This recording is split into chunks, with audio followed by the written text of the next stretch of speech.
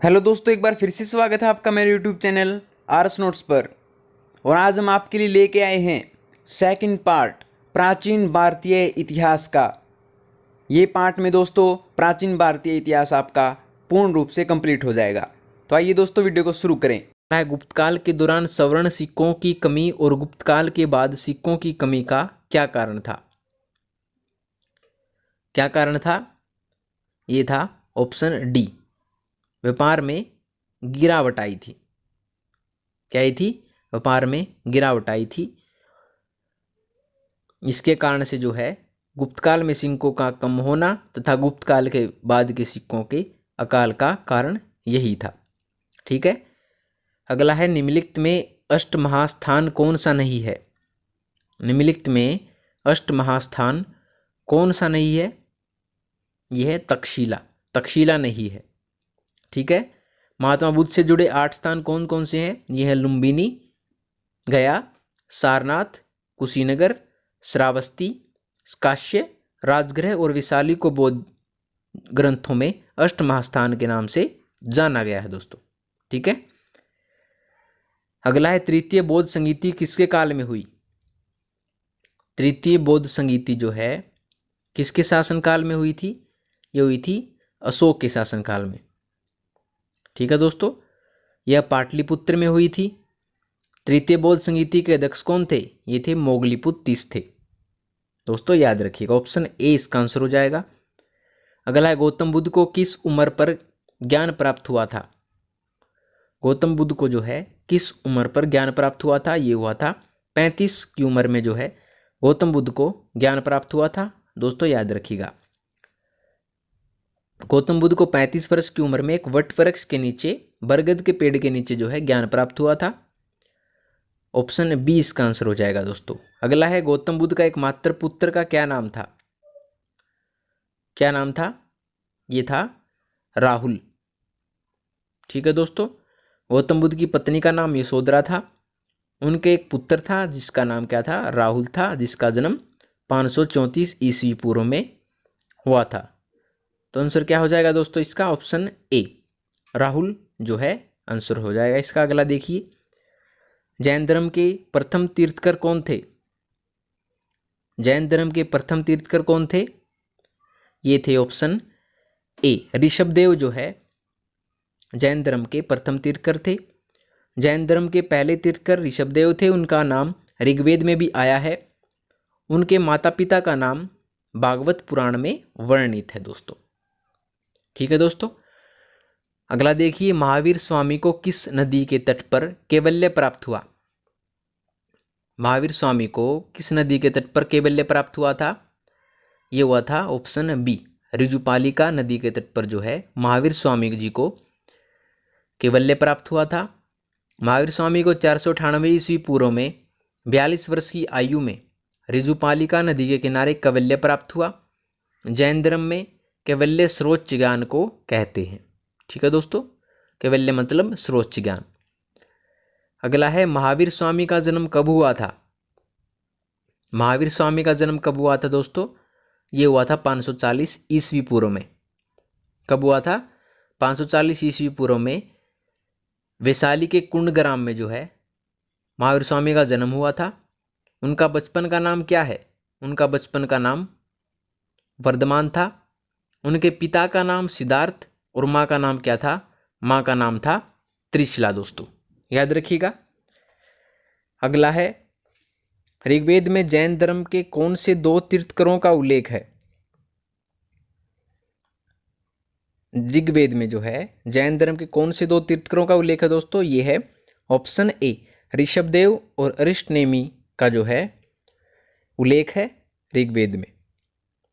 ठीक है दोस्तों, ऋषभदेव जो पहले तीर्थकर थे और अरिष्टनेमी कौन से थे? 22वें तीर्थकर थे। अगला है, जैन धर्म के अनुसार तीर्थकर महावीर का पहला शिष्य कौन था? पहला शिष्य बताना है। पहला शिष्य कौन था? ये था जामली। ऑप्शन ए इसका आंसर हो जाएगा दोस्तों। जैन ग्रंथों के अनुसार महावीर स्वामी का पहला शिष्य जामली था। जामली महावीर स्वामी की पुत्री का पति था। कौन था? जामली जो है महावीर स्वामी की पुत्री का पति था दोस्तों। अगला है महावीर स्वामी की पत्नी कौन थी? महावीर स्वामी की पत्नी का क्या नाम था? ये था ऑप्शन ए यशोदा जो है महावीर स्वामी की पत्नी का नाम था दोस्तों, याद रखिएगा। अगला है महावीर स्वामी का नाम वर्धमान था, उनकी पत्नी यशोदा थी जो संवीर नामक राजा की पुत्री थी दोस्तों, याद रखिएगा ये भी। अगला है महावीर स्वामी की किस कुल से संबंधित थे? महावीर स्वामी जो है किस कुल से संबंधित थे? ये थे जंत्रिक कुल से जो है महावीर स्वामी संबंधित है दोस्तों। वे जाति से क्षत्रिय थे। महावीर स्वामी का जन्म वैशाली के कुंडग्राम में हुआ था। उनके पिता का नाम सिद्धार्थ और माँ का नाम क्या था? त्रिशला था। उनके पिता छोटे से राज्य के राजा थे। ठीक है दोस्तों, याद रखिएगा। अगला है महावीर को महापरिनिर्वाण कहाँ प्राप्त हुआ? महावीर को जो है महापरिनिर्वाण कहाँ प्राप्त हुआ था? ये हुआ था ऑप्शन डी पावापुरी में जो है महावीर जी को महापरिनिर्वाण प्राप्त हुआ था। महावीर स्वामी जैन धर्म के 24वें और अंतिम तीर्थकर थे।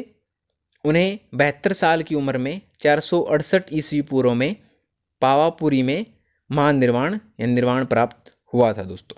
ठीक है। अगला है प्रथम जैन संगीति कहाँ हुई? आपको बताना है प्रथम जैन संगीति कहाँ हुई थी। ये हुई थी पाटलिपुत्र में। कहाँ हुई थी दोस्तों? ये हुई थी पाटलिपुत्र में। ऑप्शन सी इसका आंसर हो जाएगा। इसमें जैन धर्म के पूर्ववर्ती ग्रंथों की जगह 12 अंगों की रचना हुई है। इस संगीति के अध्यक्ष कौन थे? सतलबाहु थे। ठीक है दोस्तों, प्रथम जैन संगीति पाटलिपुत्र में हुई थी, ऑप्शन सी। अगला है द्वितीय जैन संगीति कहाँ हुई? द्वितीय जैन संगीति कहाँ हुई थी? ये हुई थी दोस्तों वल्लभी में। ऑप्शन ए इसका आंसर हो जाएगा। द्वितीय जैन संगीति 512 ईस्वी में हुई। इसमें 12 अंग और उपा अंग की रचना हुई है दोस्तों। ठीक है। अगला क्वेश्चन है, यह श्वेतांबर किसके नेतृत्व में विकसित हुआ? श्वेतांबर किसके नेतृत्व में विकसित हुआ था? ये हुआ था ऑप्शन ए सतलबाहु के नेतृत्व में जो है श्वेतांबर विकसित हुआ था दोस्तों। जैन धर्म 2 पंथों में बट गया था। श्वेतांबर था एक और एक दिगंबर था। श्वेतांबर वे थे जो श्वेत वस्त्र धारण करते थे। यह स्थलबाहु के नेतृत्व में विकसित हुआ। दूसरा था दिगंबर। दिगंबर था जो वस्त्रहीन रहते थे और ये भद्रबाहु के नेतृत्व में विकसित हुआ था दोस्तों, याद रखिएगा। अगला क्वेश्चन है, दक्षिण भारत में जैन धर्म किसके नेतृत्व में फैला? दक्षिण भारत में जैन धर्म जो है किसके नेतृत्व में फैला था? ये था भद्रबाहु के। ऑप्शन बी इसका आंसर दोस्तों हो जाएगा। भद्रबाहु ने ही चंद्रगुप्त मौर्य को जैन धर्म की दीक्षा दी थी दोस्तों, याद रखिएगा। ये भी मोस्ट इंपोर्टेंट क्वेश्चन है सभी दोस्तों। अगला है, कर्नाटक में जैन धर्म का प्रचार किसने कराया? किसने कराया था? ये कराया था ऑप्शन ए चंद्रगुप्त मौर्य ने जो है कर्नाटक में जैन धर्म का प्रचार करवाया था। उसने जैन मुनि भद्रबाहु से दीक्षा ली और अपना अंतिम समय जो है श्रवण बेलगोला में बिताया था दोस्तों, याद रखिएगा। अगला है, अशोक का पौत्र कौन था जिसने जैन धर्म स्वीकार किया? अशोक का पुत्र कौन था दोस्तों जिसने जैन धर्म स्वीकार किया? ये था संप्रति। ऑप्शन ए इसका आंसर दोस्तों वो हो जाएगा। अगला है, महावीर स्वामी ने जैन धर्म के 5 महाव्रतों में कौन सा महाव्रत जोड़ा? कौन सा महाव्रत जोड़ा? ये जोड़ा था ऑप्शन डी ब्रह्मचर्य। ब्रह्मचर्य जो है महावीर स्वामी ने जैन धर्म के 5 महाव्रतों में जोड़ा था। जैन धर्म में 5 महाव्रत थे, कौन कौन से थे? ये थे अहिंसा यानी हिंसा न करना, सत्य, अस्तेय यानी चोरी न करना, ब्रह्मचर्य और अपरिग्रह। अपरिग्रह क्या है? धन का संग्रह न करना। ठीक है। अगला है, बौद्ध धर्म और जैन धर्म में क्या समानता है? बौद्ध धर्म और जैन धर्म में क्या समानता है दोस्तों? ये है ऑप्शन डी, उपरोक्त सभी। यानी दोनों ने जाति प्रथा का विरोध किया, दोनों ने पुनर्जन्म का सिद्धांत माना, दोनों ने अहिंसा और सत्य का प्रचार किया। यानी ऑप्शन डी, उपरोक्त सभी। ठीक है। और देख लीजिए, बौद्ध और जैन धर्म में निम्नलिखित समानताएं और थी। जाति प्रथा का विरोध किया, ठीक है। पुनर्जन्म का सिद्धांत माना, दोनों धर्मों ने सत्य का प्रचार किया और दोनों धर्मों ने अहिंसा का प्रचार किया। ठीक है। अगला है, हर्षचरित की रचना किसने की? हर्षचरित की रचना किसने की थी? ये की थी ऑप्शन ए, बाणभट्ट ने जो है हर्षचरित की रचना की थी। बाणभट्ट हर्षवर्धन के राजकवि थे। उन्होंने कादम्बरी नामक नाटक की रचना की। उन्होंने हर्ष के जीवन पर आधारित हर्षचरित की भी रचना की थी दोस्तों, याद रखिएगा ये भी। अगला है, पुष्यभूति वंश का संस्थापक कौन था? पुष्यभूति वंश का संस्थापक कौन था? ये था पुष्यभूति, ऑप्शन ए। बाणभट्ट के अनुसार पुष्यभूति वंश की स्थापना पुष्यभूति ने की। इसके वर्धन वंश भी कहते हैं। पुष्यभूति वंश को क्या कहते हैं? वर्धन वंश के भी नाम से जाना जाता है। ठीक है दोस्तों। अगला है, हर्षवर्धन का बहनोई कौन था? हर्षवर्धन का बहनोई कौन था? ये था ऑप्शन ए, ग्रहवर्मन जो है हर्षवर्धन का बहनोई था। याद रखिएगा दोस्तों, हर्षवर्धन के बहनोई का नाम ग्रहवर्मन और बहन का नाम राजश्री था। ग्रहवर्मन की हत्या गौड़ के राजा शशांक ने की थी दोस्तों, ये भी याद रखिएगा आप। अगला है, हर्षवर्धन के जीजा ग्रहवर्मन को किसने मारा? हर्षवर्धन के जो जीजा थे ग्रहवर्मन, उनको किसने मारा था? ये मारा था गौड़ के राजा शशांक ने। ठीक है दोस्तों, हर्षवर्धन के जीजा ग्रहवर्मन को गौड़ के राजा शशांक ने मारा। हर्ष की बहन राजश्री वन में आत्मदाह करने जा रही थी। हर्ष ने उन्हें खोज निकाला तथा राज्य प्राप्त करने के बाद गौड़ के राजा शशांक को पराजित कर दिया था दोस्तों। तो ठीक है, अगला क्वेश्चन देखिए। अगला क्वेश्चन क्या कह रहा है? अगला देखिए दोस्तों, अगला है, कादम्बरी किसने लिखी? कादम्बरी किसने लिखी थी? ये लिखी थी ऑप्शन सी, बाणभट्ट ने जो है कादम्बरी की रचना की थी। बाणभट्ट जो है हर्षवर्धन के दरबारी कवि थे। इसके अलावा उसने हर्षचरित की रचना भी की थी दोस्तों। अगला है, हर्षवर्धन का दूसरा नाम क्या था? हर्षवर्धन का दूसरा नाम क्या था दोस्तों? ये था शीलादित्य। क्या था? शीलादित्य जो है हर्षवर्धन का दूसरा नाम था।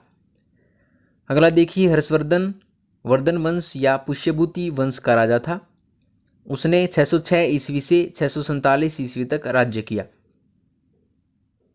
उसका दूसरा नाम शीलादित्य भी था। ठीक है दोस्तों, हर्षवर्धन का दूसरा नाम था शीलादित्य। अगला है, हर्षवर्धन द्वारा लिखे गए नाटक का क्या नाम है? हर्षवर्धन द्वारा लिखे गए नाटक का क्या नाम है? यह है उपयुक्त सभी, यानी नागनाद, रत्नावली, प्रियदर्शिका, ये तीनों ही जो हैं हर्षवर्धन द्वारा लिखे गए नाटक हैं दोस्तों। हर्षवर्धन कौन था? हर्षवर्धन वर्धन वंश का राजा था, जो प्रभाकर वर्धन का पुत्र था। उसने 606 ईस्वी से 647 ईस्वी तक राज किया। उसके 3 प्रमुख नाटक नागनाद, रत्नावली और प्रियदर्शिका हैं दोस्तों। ठीक है। अगला देखिए, हर्षवर्धन के समय कौन सा चीनी यात्री भारत आया? हर्षवर्धन के समय कौन सा चीनी यात्री भारत आया था? यह आया था ऑप्शन बी, ह्वेनसांग जो है हर्षवर्धन के समय में भारत आया था। वो यहाँ गौतम बुद्ध की शिक्षाओं का अध्ययन करने के लिए आया था। उसने नालंदा विश्वविद्यालय में पहले छात्र फिर शिक्षक के रूप में दोस्तों कार्य किया था। अब इसको याद रखिएगा दोस्तों।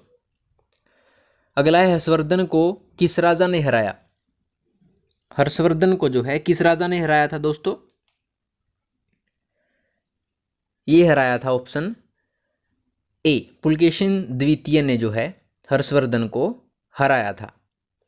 हर्षवर्धन ने समस्त उत्तर भारत जीत लिया। इसके बाद उसने दक्षिण की ओर कूच किया, जहां उसका चालुक्य सम्राट पुलकेशिन द्वितीय से युद्ध हुआ।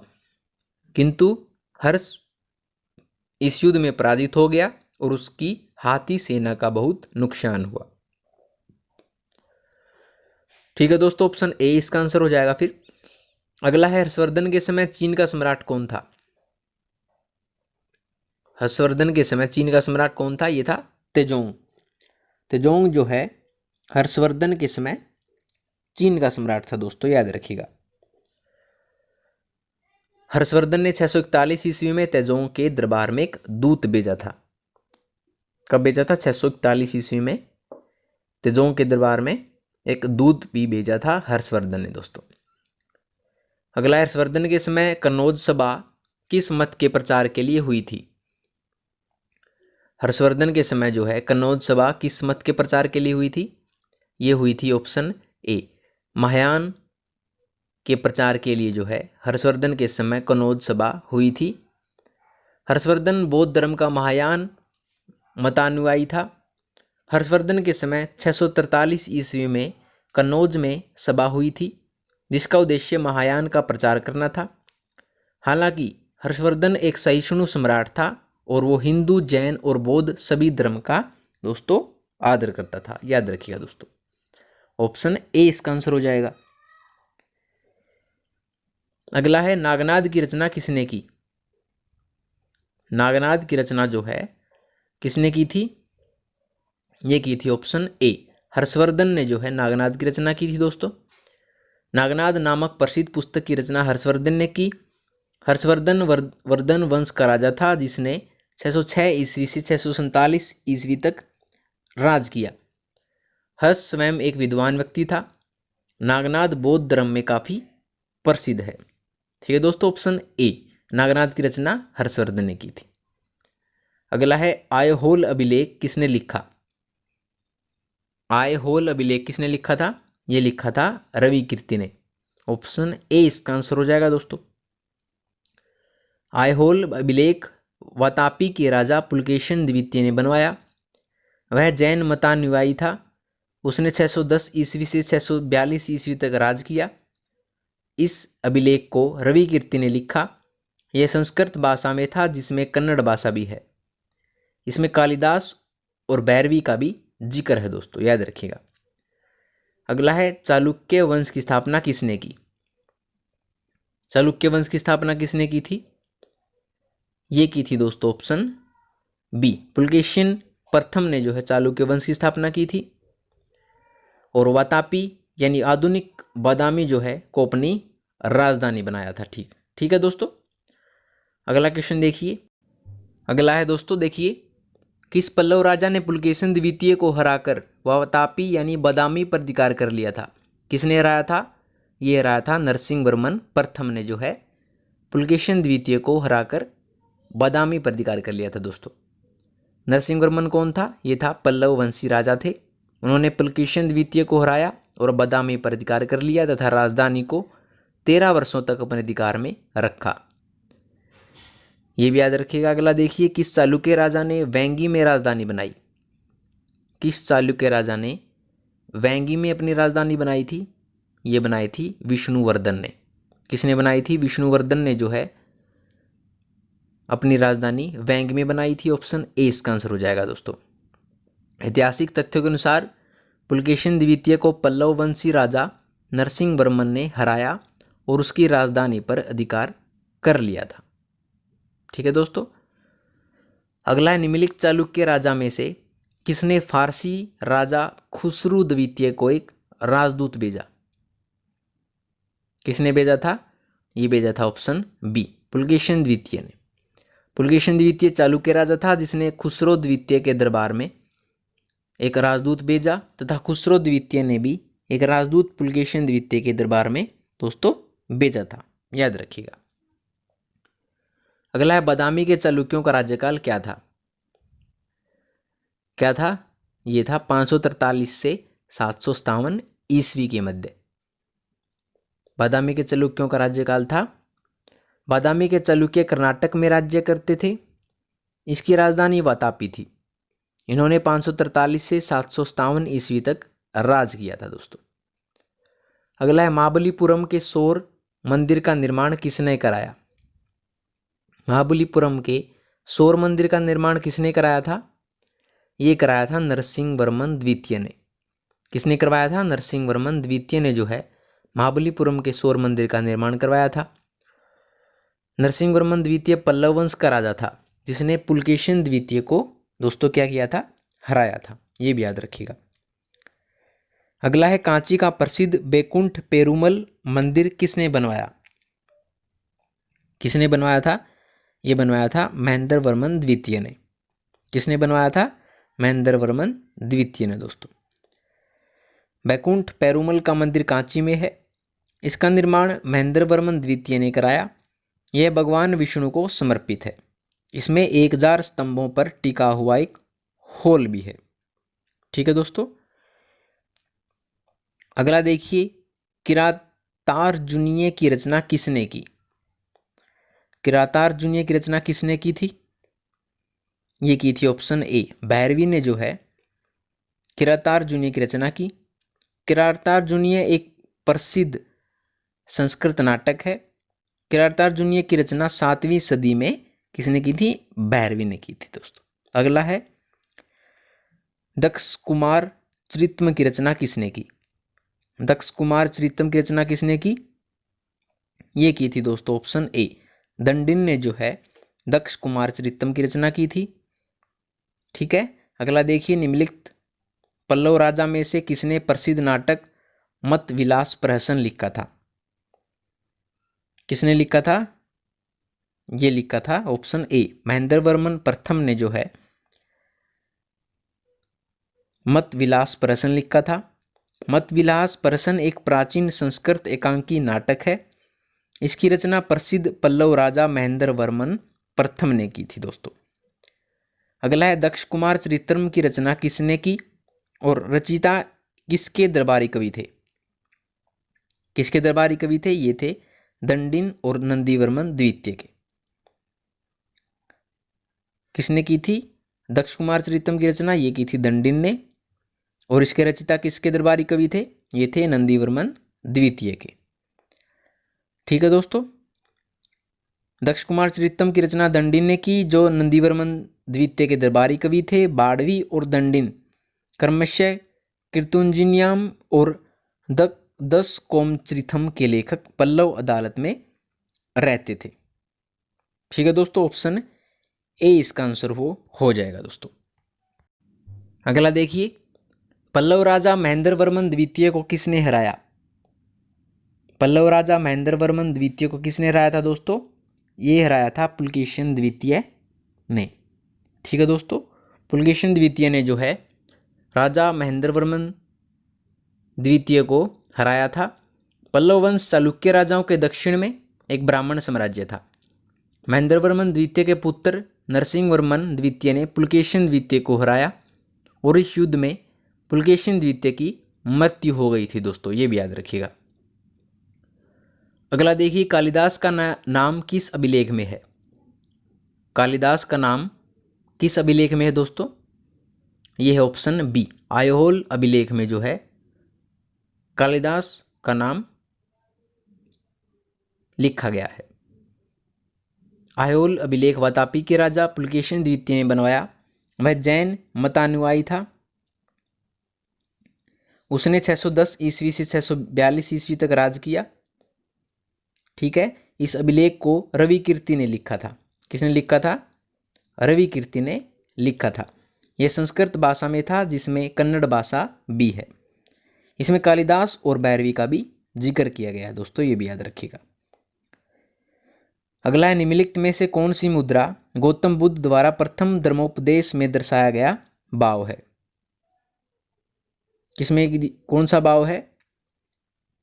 यह है ऑप्शन डी, धर्मचक्र मुद्रा। धर्मचक्र मुद्रा में जो है गौतम बुद्ध द्वारा प्रथम धर्मोपदेश दर्शाया गया है दोस्तों। ठीक है। गौतम बुद्ध ने अपना प्रथम उपदेश सारनाथ में दिया, जिसे धर्मचक्र प्रवर्तन कहते हैं। इसमें धर्मचक्र मुद्रा में गौतम बुद्ध ने अपना ज्ञान दिया था। ठीक है। अगला देखिए, श्रवणबेल गोला में गोमतेश्वर की मूर्ति किसने बनवाई? श्रवणबेल गोला में जो है गोमतेश्वर की मूर्ति किसने बनवाई थी? ये बनवाई थी दोस्तों ऑप्शन ए, चामुंडा राय ने जो है ये मूर्ति बनवाई थी। श्रवणबेलगोला में गोमतेश्वर की मूर्ति चामुंडा राय ने बनवाई। गोमतेश्वर को बाहुबली भी कहा गया है। क्या कहा गया है? गोमतेश्वर को बाहुबली भी कहा गया है दोस्तों। जैन धर्म के अनुसार गोमतेश्वर ऋषभदेव के पुत्र थे। ऋषभदेव जैन धर्म के प्रथम तीर्थकर थे। श्रवणबेलगोला में उनकी मूर्ति 10वीं सदी में बनाई गई है दोस्तों, याद रखिएगा। अगला है, उज्जैनी किस महाजनपद की राजधानी थी? उज्जैनी किसकी राजधानी थी? ये थी अवंती राज्य की। अवंती जो महाजनपद था उसकी राजधानी उज्जैनी थी दोस्तों। यह आज के मालवा क्षेत्र में थी। ठीक है दोस्तों। अगला है, तक्षशिला किस महाजनपद की राजधानी थी? तक्षशिला जो है किस महाजनपद की दोस्तों राजधानी थी, आपको ये बताना है। किसकी थी? ये थी गांधार राज्य की। किसकी थी? गांधार महाजनपद की तक्षशिला दोस्तों राजधानी थी। यह शिक्षा व्यवस्था का एक उन्नत स्थान था। ठीक है दोस्तों। अगला देखिए, उत्तर पथ और दक्षिण पथ के बीच कौन सा नगर था? उत्तर पथ और दक्षिण पथ के बीच कौन सा नगर था? ये था मथुरा। ऑप्शन ए इसका आंसर दोस्तों हो जाएगा। यानी कि मथुरा उत्तर पथ और दक्षिण पथ के बीच जंक्शन का कार्य करता था। यह सूरसेन महाजनपद की राजधानी थी दोस्तों। ठीक है। अगला देखिए, मथुरा किस महाजनपद की राजधानी थी? मथुरा किस महाजनपद की राजधानी थी? ये थी सूरसेन की। ठीक है। मथुरा उत्तर प्रदेश के ब्रज क्षेत्र में एक प्रसिद्ध नगर है। अगला देखिए, उत्तरी पांचाल की राजधानी कहाँ थी? उत्तरी पांचाल की राजधानी दोस्तों थी अहिच्छत्र में। कहाँ थी? अहिच्छत्र में। उत्तरी पांचाल की राजधानी अहिच्छत्र थी, जबकि दक्षिणी पांचाल की राजधानी कांपिल्य थी दोस्तों, याद रखिएगा। अगला है, इंद्रप्रस्थ किस महाजनपद की राजधानी थी? इंद्रप्रस्थ किस महाजनपद की राजधानी थी? ये थी कुरु महाजनपद की दोस्तों इंद्रप्रस्थ राजधानी थी।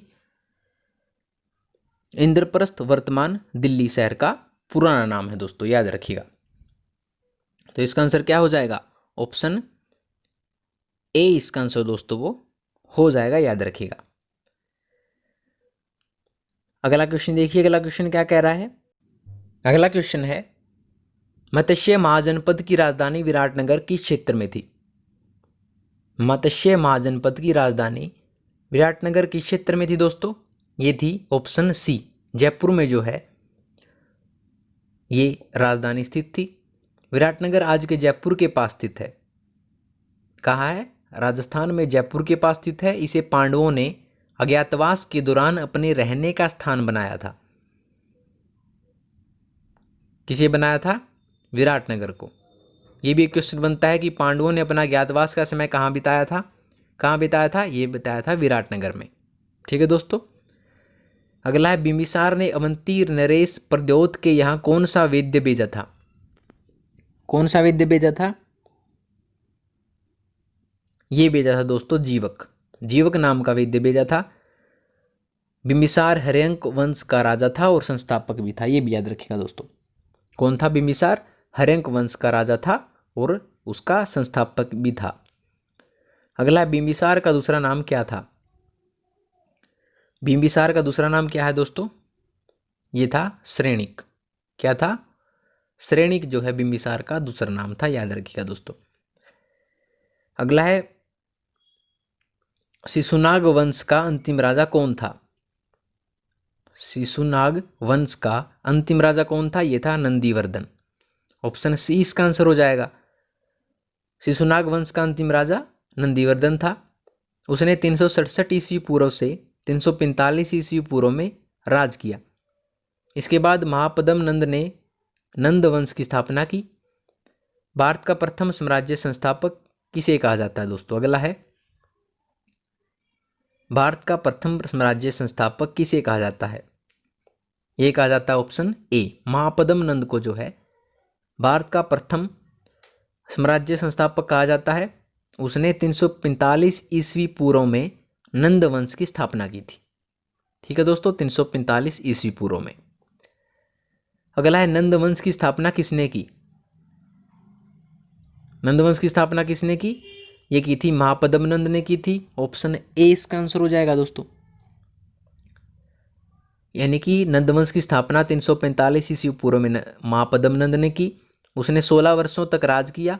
उसे क्षत्रियों का विनाश करने वाला बताया गया है दोस्तों। अगला है अलेक्जेंडर ने भारत पर आक्रमण कब किया? कब किया था? ये किया था 326 ईस्वी पूर्व में। ऑप्शन ए इसका आंसर दोस्तों वो है हो जाएगा। वहां उसका पुरु के राजा पोरस से युद्ध हुआ, जिसे हाइडेस्पीज या जेलम का युद्ध कहते हैं। क्या कहते हैं उस युद्ध को? हाइडेस्पीज या जेलम का युद्ध भी से कहा जाता है, जहां अलेक्जेंडर और पुरु के राजा पोरस दोनों का युद्ध हुआ था। अगला है अलेक्जेंडर ने जिस समय भारत पर आक्रमण किया उस समय मगध पर कौन सा वंश राज कर रहा था? कौन सा वंश राज कर रहा था उस समय? उस समय राज कर रहा था नंद। नंद वंश जो है उस समय राज कर रहा था। अलेक्जेंडर ने के भारत पर आक्रमण के समय नंद वंश का राजा गणानंद राज्य कर रहा था, जिसकी विशाल सेना के बारे में सुनकर अलेक्जेंडर की सेना ने आगे बढ़ने से इनकार कर दिया। ठीक है, तो इसका आंसर क्या हो जाएगा? नंद वंश ने जो है उस समय वहां का राजा था जिस समय अलेक्जेंडर ने भारत पर आक्रमण किया था। अगला है अशोक ने कलिंग पर आक्रमण कब किया था? अशोक ने जो है कलिंग पर आक्रमण कब किया था? ये किया था ऑप्शन ए 261 ईस्वी पूर्व में जो है अशोक ने कलिंग पर आक्रमण किया था। अशोक ने अपने सिंहासनारोहण के 8वें वर्ष यानी 261 ईस्वी पूर्व में कलिंग पर आक्रमण किया। इस युद्ध में खून खराबे के बाद अशोक ने बौद्ध धर्म अपना लिया था दोस्तों। मोस्ट इंपोर्टेंट लाइन है कि जब 261 ईस्वी पूर्व में कलिंग पर आक्रमण उन्होंने किया तो इतना खून खराबा हुआ कि जिसके कारण अशोक आहत हुए। उनको ये लगा कि खून खराबा ठीक नहीं है, इसके कारण से उन्होंने शांति के लिए बौद्ध धर्म अपना लिया था। अगला है इंडिका का लेखक कौन था? मोस्ट इंपोर्टेंट क्वेश्चन है, इंडिका का लेखक कौन था? इंडिका का लेखक कौन था? ये था मैग्स्थनीज दोस्तों। कौन था? मैग्स्थनीज। मैग्स्थनीज को सेल्यूकस ने चंद्रगुप्त मौर्य के दरबार में राजदूत नियुक्त किया था। उसने इंडिका नामक पुस्तक लिखी थी दोस्तों, याद रखिएगा। मैग्स्थनीज ने इंडिका पुस्तक लिखी थी। ठीक है दोस्तों, अगला क्वेश्चन देखिए। अगला क्वेश्चन क्या कह रहा है? अगला क्वेश्चन है बिंदुसार के राज्य में सीरिया का राजदूत कौन था? बिंदुसार के राज में सीरिया का राजदूत कौन था?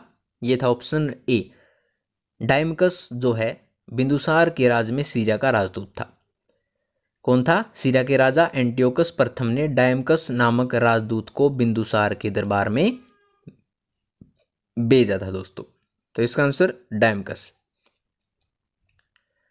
अगला किस शिलालेख में अशोक ने कहा है प्रत्येक मनुष्य मेरी संतान है? मोस्ट इंपोर्टेंट क्वेश्चन है दोस्तों। किस शिलालेख में कहा है कि प्रत्येक मनुष्य मेरी संतान है? ये कहा था ऑप्शन ए 5वें शिलालेख में जो है अशोक ने कहा था कि प्रत्येक मनुष्य अपनी मेरी संतान है। इसमें उसने दासों से किए जाने वाले व्यवहार के बारे में भी बताया है। इसके अलावा इसमें धर्म महामत का भी उल्लेख किया गया है, ये भी याद रखिएगा दोस्तों। अगला है अशोक के किस शिलालेख में 5 समकालीन यूनानी राजाओं का उल्लेख है? किसमें है? यह है ऑप्शन डी 9वें शिलालेख में जो है 5 समकालीन यूनानी राजाओं का उल्लेख किया गया है। ठीक है दोस्तों, इसके अलावा इसमें पांड्य चोल आदि का भी उल्लेख मिलता है, आप ये भी याद रखिएगा। अगला है अशोक के बोध गया और बोध वृक्ष यात्रा का उल्लेख किस शिलालेख में है? अशोक के बोध गया और बोध वृक्ष यात्रा का उल्लेख किस शिलालेख में है? यह है ऑप्शन डी 8वें शिलालेख में जो है बोध गया और बोध वृक्ष यात्रा का उल्लेख किया गया है। अगला है अशोक के बौद्ध धर्म में अपनाने का उल्लेख किस में है? अशोक के बौद्ध धर्म अपनाने का उल्लेख किस में है दोस्तों? ये ऑप्शन ए बाबरू शिलालेख में। किस में है? बाबरू शिलालेख में जो है अशोक के बौद्ध धर्म अपनाने का उल्लेख मिलता है। अशोक के बाबरू शिलालेख में उसके बौद्ध धर्म में परिवर्तन का उल्लेख है। इसमें उसकी दम नीति का वर्णन किया है। ये भी याद रखिएगा, दम नीति का वर्णन जो है बाबरू शिलालेख में किया गया है। अगला है मंदिर बनाने की पंचायतन कला का प्रथम नमूना कहाँ मिलता है? कहाँ मिलता है? ये मिलता है ऑप्शन ए, दशावतार मंदिर जो कि देवगढ़ में है, उसका नमूना मिलता है। पंचायतन कला का प्रथम नमूना देवगढ़ का दशावतार मंदिर है। यह गुप्त काल के दौरान बना था। ये भी याद रखिएगा दोस्तों। अगला है नष्ट हुआ बौद्ध स्तूप बामल कहाँ है? नष्ट हुआ बौद्ध स्तूप बामल कहाँ है? यह है पाकिस्तान में, ऑप्शन बी। ठीक है, बामल स्तूप के अवशेष पाकिस्तान के हरिपुर में मिलते हैं दोस्तों। कहाँ मिलते हैं? पाकिस्तान के हरिपुर में। यह वहाँ की राष्ट्रीय धरोहर है। इसका निर्माण 4वीं सदी में तब के गांधार में हुआ था। आप ये भी याद रखिएगा दोस्तों। ठीक है, अगला देखिए, गढ़वाल वंश की रानी कुमार देवी ने धर्मचक्र जिन विहार कहाँ कराया? कहाँ कराया था? ये कराया था सारनाथ में। ठीक है, वाराणसी के मंदिरों में 12वीं सदी के में धर्मचक्र जिन विहार का जिक्र है, जिसे गढ़वाल वंश की रानी कुमार देवी ने आयोजित कराया था। कुमार देवी कनौज के राजा गोविंद चंद्र की पत्नी थी। आप ये भी याद रखिएगा दोस्तों। अगला है कल्याण को वेंगी से जोड़ने वाले मार्ग का क्या नाम था? कल्याण को जो है वेंगी से जोड़ने वाले मार्ग का क्या नाम था? इसका नाम था ऑप्शन ए, तगर। तगर इस मार्ग का नाम था। ठीक है दोस्तों, अगला देखिए, संस्कृत नाटकों में विदूषक कौन होता था? संस्कृत नाटकों में विदूषक कौन होता था? यह था ब्राह्मण, ऑप्शन ए इसका आंसर हो जाएगा। संस्कृत नाटकों में विदूषक एक हास्य पात्र होता था जो जाति से ब्राह्मण होता है। वह नाट्य शास्त्र में नायक माना गया है। उसका विश्वास नाटक का नायक होता है। ठीक है दोस्तों, अगला क्वेश्चन देखिए। अगला है, तोरमान किस जाति का राजा था? तोरमान जो है किस जाति का राजा था दोस्तों? ये था ऑप्शन ए, हुण जाति का जो है तोरमान राजा था दोस्तों। तोरमान हुणों का राजा था जिसने लगभग 500 ईस्वी में मालवा पर आक्रमण किया था। उसने अफगानिस्तान तक राज्य विस्तार किया। उसका पुत्र मिहिरकुल था जो हुणों का राजा था और कट्टर सेव भगत था। मिहिरकुल को यशोवर्मन ने हराकर हुणों के साम्राज्य का अंत किया था। ये भी याद रखिएगा दोस्तों। अगला है, एलोरा की गुफाएं किस धर्म से हैं? एलोरा की गुफाएं जो हैं वो किस धर्म से हैं? ये है ऑप्शन डी, हिंदू, जैन और बौद्ध। एलोरा महाराष्ट्र के औरंगाबाद में है। यह राष्ट्रकूट राजाओं ने बनवाए थे। यहाँ 34 गुफाएं हैं जिनमें 12 बौद्ध की हैं, 17 हिंदू हैं और 5 जैन धर्म से संबंधित हैं दोस्तों, याद रखिएगा। अगला है, भारत में बैंक का प्रथम साक्ष्य कहाँ से मिला है? कहाँ से मिला है? ये मिला है वैदिक काल से, ऑप्शन डी इसका आंसर हो जाएगा। भारत में बैंकिंग के प्रथम साक्ष्य वैदिक काल में मिला है। उन दिनों लोन ऋण पत्रों के रूप में और ब्याज सूदखोरी के रूप में मिलती थी। ये भी याद रखिएगा। अगला है, भारतीय प्रागैतिहासिक काल के इतिहास का पिता किसे कहा जाता है? मोस्ट इंपोर्टेंट क्वेश्चन है दोस्तों। भारतीय प्रागैतिहासिक काल के इतिहास का पिता किसे कहा जाता है? ये कहा जाता है option C, Robert Bruce Foote को। ऑप्शन सी इसका आंसर हो जाएगा। अगला देखिए, पुरापाषाण काल के लोगों का मुख्य व्यवसाय क्या था? क्या था? ये था दोस्तों ऑप्शन बी, शिकार करना। पुरापाषाण काल के लोगों का मुख्य व्यवसाय शिकार था। तब मानव शिकार करके कंदमूल फल खा के अपना पेट भरता था। ठीक है, अगला देखिए, रखालदास बनर्जी ने किस स्थल की खोज की? किस स्थल की खोज की थी? ये की थी मोहनजोदड़ो की। ऑप्शन सी इसका आंसर हो जाएगा। 1922 में जो है भारतीय पुरातत्वविद रखालदास बनर्जी ने मोहनजोदड़ो की दोस्तों खोज की थी, याद रखिएगा। अगला है, सिंधु घाटी सभ्यता की खोज किसने की? सिंधु घाटी सभ्यता की खोज किसने की थी? ये की थी दोस्तों ऑप्शन सी, दयाराम साहनी ने जो है सिंधु घाटी सभ्यता की दोस्तों खोज की थी, आप याद रखिएगा। 1921 में भारतीय पुरातत्वविद दयाराम साहनी ने सिंधु घाटी सभ्यता की खोज की थी। अगला है मोंटोगोमरी पाकिस्तान में कौन सा सिंधु घाटी सभ्यता स्थल है? मोंटोगोमरी कौन सा है? यह है हड़प्पा। ऑप्शन ए इसका आंसर हो जाएगा। मोंटोगोमरी पाकिस्तान के पंजाब में है, यहाँ हड़प्पा स्थल है, याद रखिएगा दोस्तों। अगला सिंधु घाटी सभ्यता में महान स्नानागार कहाँ से प्राप्त हुआ है? कहाँ से प्राप्त हुआ है? ये हुआ है मोहनजोदड़ो से। महान स्नानागार मोहनजोदड़ो से प्राप्त हुआ है, जो 11.88 मीटर लंबा, 7.01 मीटर चौड़ा तथा 2.43 मीटर ऊंचा है। मोस्ट इंपोर्टेंट क्वेश्चन है दोस्तों, ये याद रखिएगा, मोहनजोदड़ो। अगला है गुफ्कर काल नामक नवपाषाण स्थल किस प्रदेश में है? गुफ्कर काल नामक नवपाषाण स्थल किस प्रदेश में है दोस्तों? ये है ऑप्शन ए, जम्मू कश्मीर में। कहाँ है? गुफ्कर काल जम्मू कश्मीर में है। यह नवपाषाण कालीन स्थल है। यहाँ से गेहूं, जौ, मसूर, अरहर के जले अनकण प्राप्त हुए हैं। तो इसका आंसर क्या हो जाएगा दोस्तों? Option A, Jammu Kashmir. अगला क्वेश्चन देखिए दोस्तों, अगला क्वेश्चन क्या कह रहा है? अगला क्वेश्चन है, मनुष्य के शरीर में दांतों का प्रथम अवशेष कहाँ से प्राप्त हुए हैं? दांतों का प्रथम अवशेष कहाँ से है? मेहरगढ़ से। दांतों के प्रथम अवशेष मेहरगढ़ में पाए गए हैं। मेहरगढ़ राजस्थान में है, जहाँ अनेक दुर्ग भी हैं दोस्तों, याद रखिएगा। अगला है, जानवर के प्रथम अवशेष किस प्रदेश में पाए गए हैं? जानवर के प्रथम अवशेष जो हैं किस प्रदेश में पाए गए हैं? ये पाए गए हैं ऑप्शन सी, मध्य प्रदेश में। ठीक है दोस्तों, जानवरों के प्रथम अवशेष मध्य प्रदेश के आदमगढ़ में पाए गए हैं। कहाँ पाए गए हैं? आदमगढ़ में, जो कि मध्य प्रदेश में है।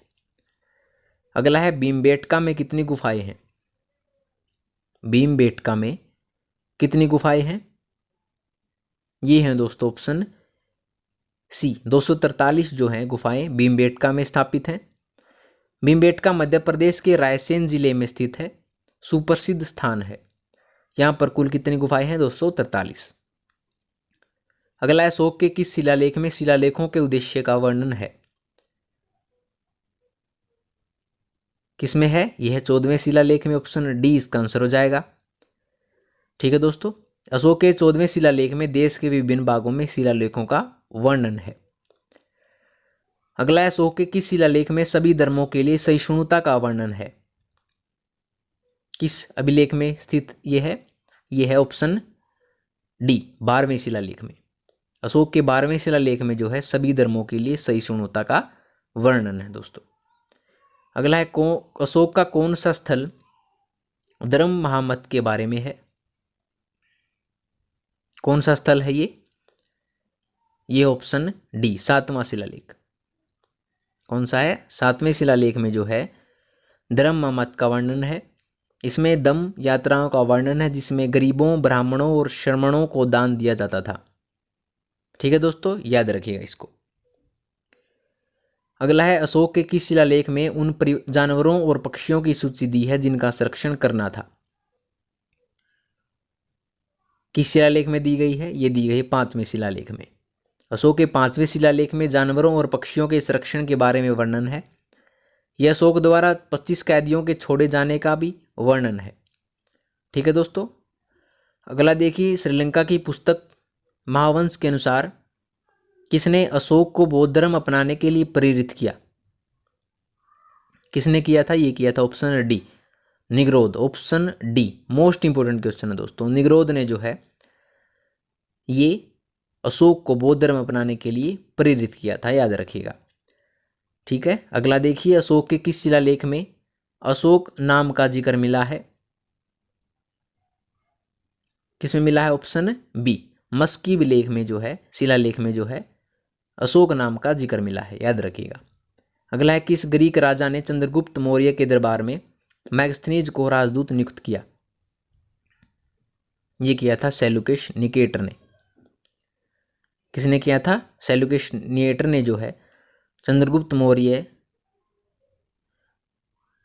को मैग्स्थनीज के दरबार में नियुक्त किया था। इसके बाद सेल्यूकस ने चंद्रगुप्त के दरबार में मैग्स्थनीज को राजदूत नियुक्त किया। मैग्स्थनीज ने इंडिका नामक पुस्तक की रचना भी की। तो क्या हो जाएगा आंसर दोस्तों इसका? Option B, Seleucus Nicator. अगला क्वेश्चन देखिए दोस्तों क्या कह रहा है। अगला है, अशोक का कौन सा शिलालेख खरोष्ठी लिपि में है? कौन सा शिलालेख है? ये है ऑप्शन सी, उपर्युक्त दोनों, यानी मनसेहरा और सहबाजगढ़ी जो है शिलालेख जो हैं खरोष्ठी लिपि में लिखे गए हैं दोस्तों। ऑप्शन सी इसका आंसर हो जाएगा। अगला देखिए, अशोक का कौन सा शिलालेख सबसे लंबा है? अशोक का कौन सा शिलालेख सबसे लंबा है दोस्तों? यह है ऑप्शन सी, 13वां शिलालेख। 13वां शिलालेख जो अशोक का सबसे लंबा शिलालेख है। इसमें अशोक की कलिंग विजय का वर्णन है। इसके अलावा अशोक के दम की ग्रीक, यवन, सिलोन आदि राजाओं पर विजय का वर्णन है और अनेक राजाओं का वर्णन भी इसमें किया गया है दोस्तों 13वें शिलालेख में। अगला देखिए, अशोक का कौन सा अभिलेख 2 भाषाओं में है?